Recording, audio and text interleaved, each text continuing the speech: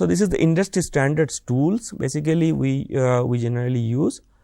This is like again stage 1, stage 2, whatever I mentioned in all those stuff. And the last thing is, if you look at it in GDS2, that's what GDS2 is nothing but a template, is a form through which we transfer the design to a silicon fabrication house, right. That okay, take these files, these are 1, 2, 3, 4 files, right. These files we will send it to them, they will take the file, they will take in their tool, and those files will convert it into a mask. Mask is nothing but a kind of like a negative film that we have, right. I mean, if you nowadays everything photography is digital, right, but earlier days we used to have analog all those cameras, and then those cameras are getting converted into a printed view through those masks, right, through negatives and all those stuff, right. So, that's the process, like you create those negatives and then put those negatives into the silicon